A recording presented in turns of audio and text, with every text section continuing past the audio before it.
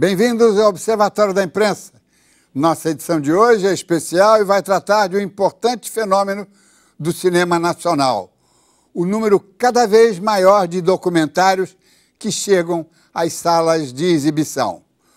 Conosco, dois grandes documentaristas, Eduardo Escorel e Vicente Ferraz. Você pode participar fazendo a sua pergunta pelo telefone, no número que aparece aí na tela, ou pelo computador, através do Twitter e de nosso chat no site da TV Brasil.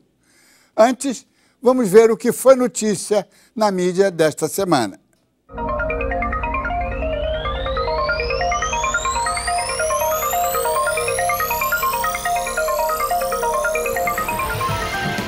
Automobilismo é esporte ou um grande negócio?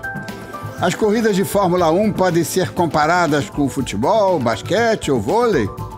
As disputas entre os carrões ainda são capazes de empolgar as multidões e compensam o investimento? A corrida do último domingo em Interlagos foi um tremendo fracasso. Nem a mídia, geralmente tão empenhada em badalações, conseguiu entusiasmar-se. Nenhum destaque nas primeiras páginas de ontem. Hora de dar marcha ré. Por conta da comemoração de um ano da ocupação do Complexo do Alemão, no Rio, o Jornal Extra fez um caderno especial contando os bastidores da operação, só que em quadrinhos. Como em todas as histórias do gênero, sobram mocinhos e sobram vilões, além de imagens que exploram a violência. Uma simplificação a qual o jornalismo não deveria se prestar. Parece que o jornal decidiu adotar uma expressão popular que está muito em voga. Entendeu? Ou quer que eu desenhe?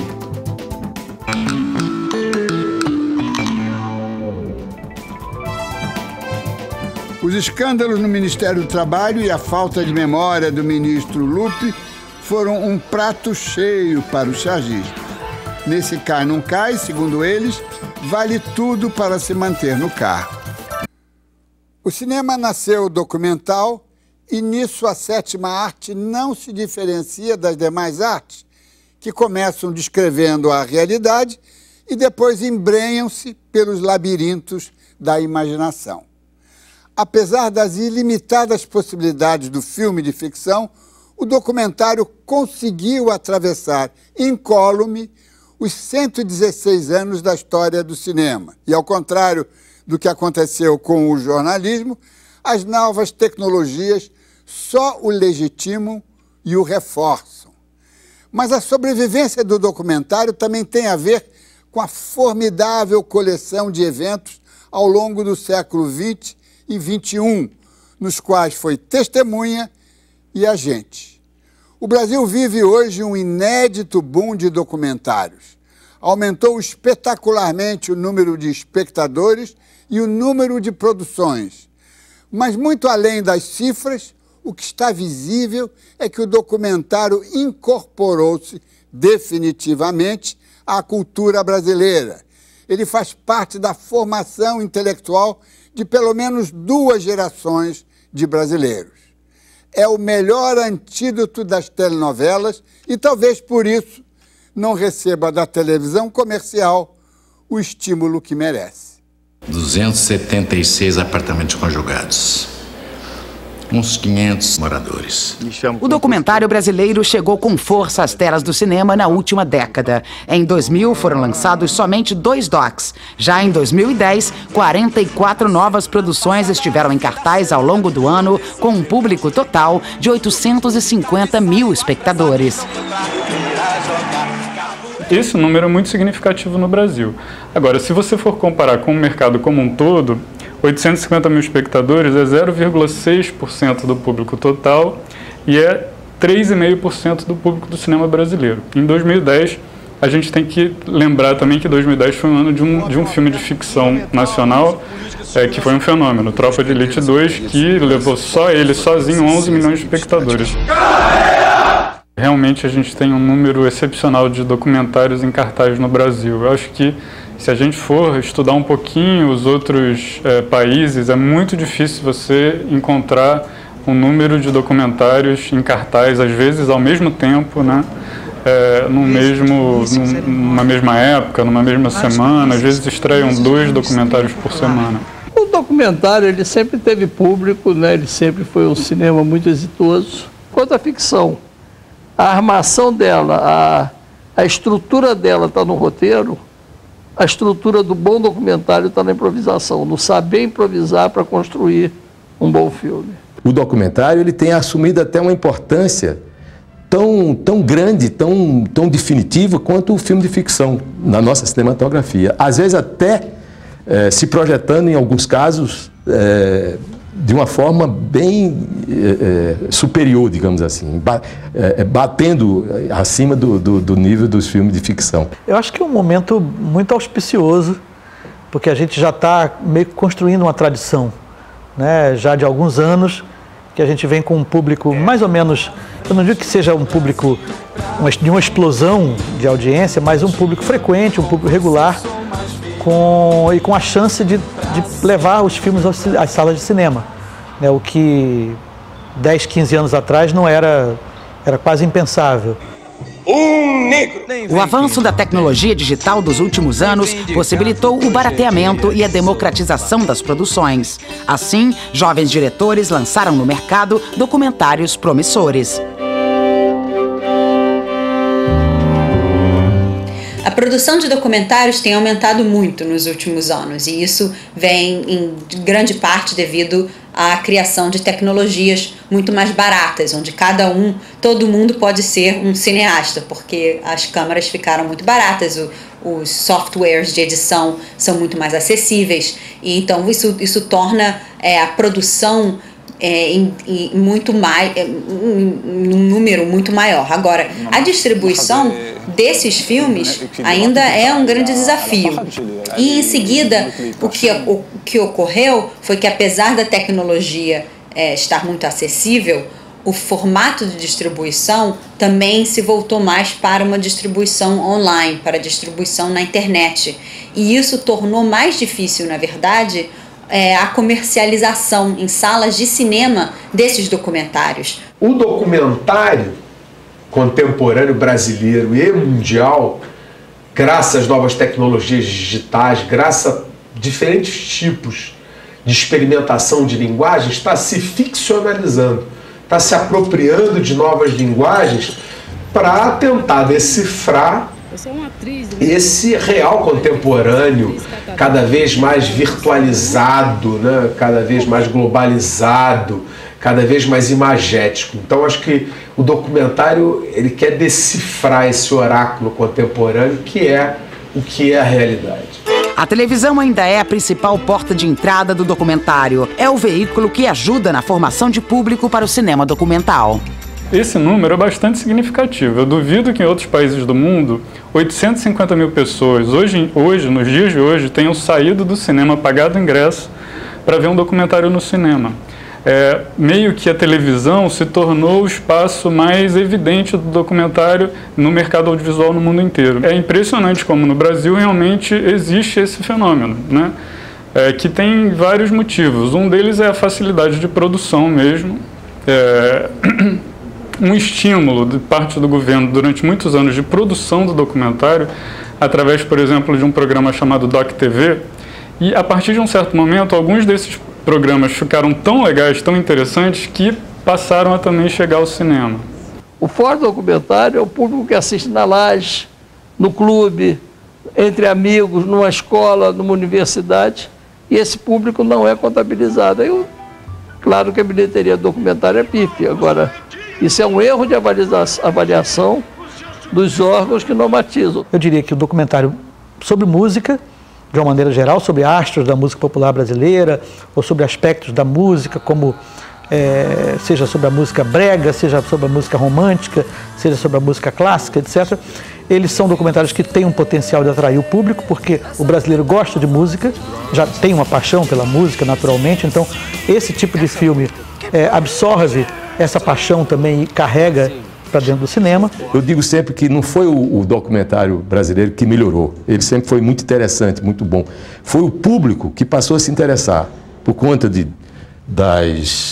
do trabalho da Cinemateca, dos cineclubes, né, e do ascenso da classe universitária, o interesse pelo país, né, aqueles que acompanham a vida política especialmente.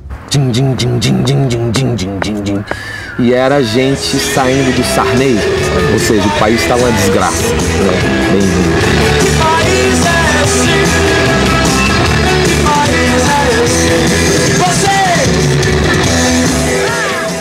O Tropa de Elite é um exemplo, eu acho que é um exemplo emblemático, é o filme de maior bilheteria da história do cinema brasileiro, é um filme que ajuda, né, a consolidar essa indústria, é um filme que mostra que a ficção também ela pode estar atrelada, a ficção pode estar atrelada a esse trem-bala da história contemporânea.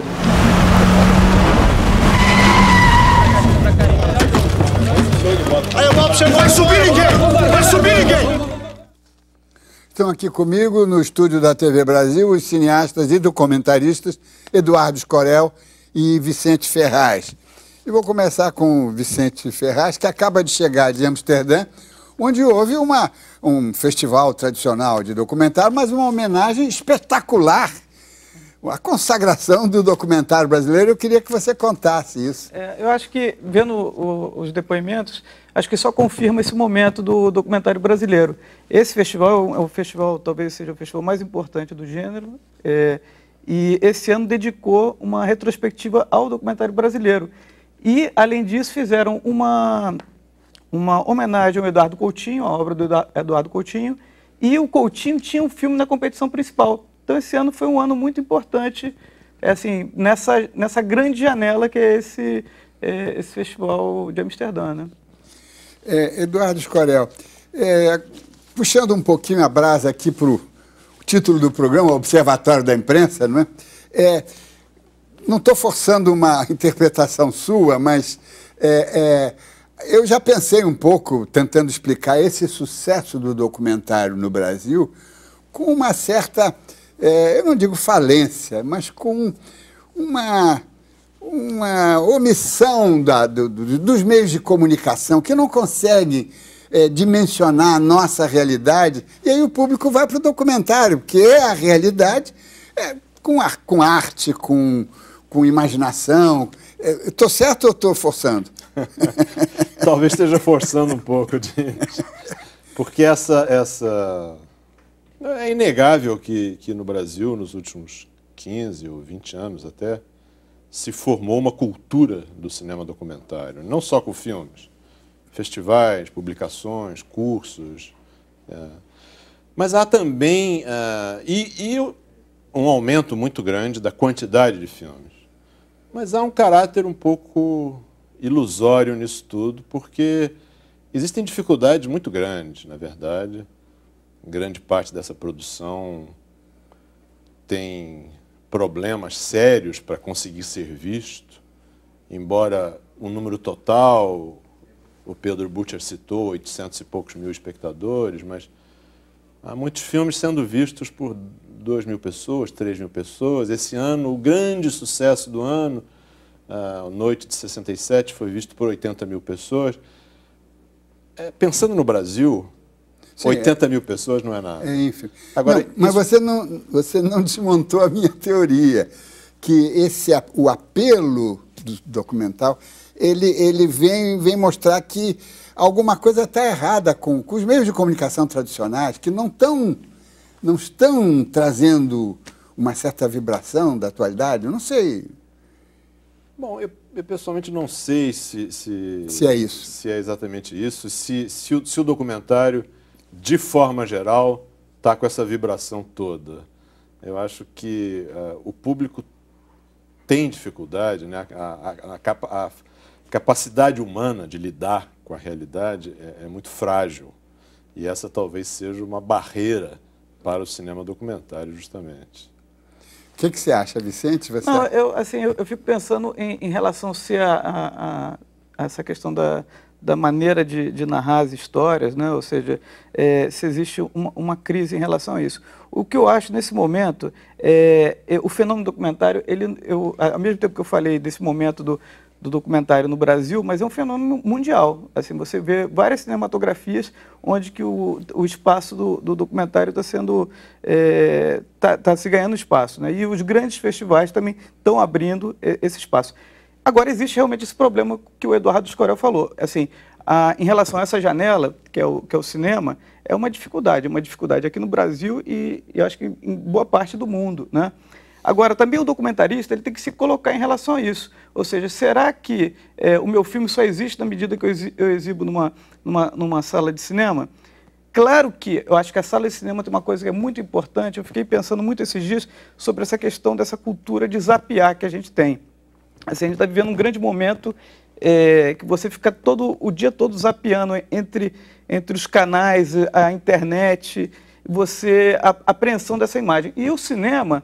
A única maneira de você zapear é você sair no meio da sessão, né? Então, você como realizador, é muito bom que você ter esse espaço onde esse seu documentário, o que você fez, ele tem aquela capacidade de observar e aquilo ali permanecer para o espectador. O que eu acho é que talvez a gente está vendo um momento onde que a permanência dos filmes, acho que estou falando do tema aqui, que é o documentário, mas acho que isso é uma questão para a gente refletir em relação à cultura mesmo, a permanência disso, porque é um excesso de informação, e eu acho que a crise que a gente pode estar falando também, ou seja, a maneira de narrar as histórias também é esse excesso de informação, né? Então, eu não sei, eu acho que é um ponto para se refletir. Talvez a fragmentação da comunicação contemporânea faz com que o documentário, que não é fragmentado, porque ele tem uma certa unidade, você vai ao cinema para ver,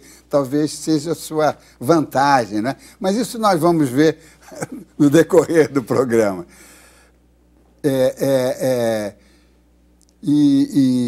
Mas eu queria que você desenvolvesse um pouquinho essa coisa da fragmentação, quer dizer, como é que a gente pode dar mostrar um Brasil mais contínuo, mais retilíneo, não é? Porque você entra na internet, você tem uma coisa toda quebrada, não é? Você pega os jornais estão cada vez com o noticiário cada vez mais curto, não é? Escreve-se cada vez menos, não é? E na sala de cinema você senta e você tem 1 hora, 1h30, às vezes 2, depende, não é? Né? Você acha que tem aí alguma coisa? Eu acho que tem um campo importante de resistência, digamos assim, mas eu diria que talvez ele não seja restrito ao documentário, talvez seja um campo de resistência do cinema como um todo. E até o Evaldo Mocarzel, na abertura do programa, falou num aspecto que eu acho importante, que é a zona comum entre ficção e documentário. Quer dizer, antigamente existia uma fronteira muito nítida separando. Hoje em dia, acho que cada vez menos existe uma fronteira nítida, existe uma área comum, existem filmes de ficção que têm características documentais e muitos documentários que absorvem e aproveitam características da ficção. E esse acho que é um terreno muito rico de trabalho, inclusive, de exploração, né? Para o cinema brasileiro. Vamos a um breve intervalo e voltamos já.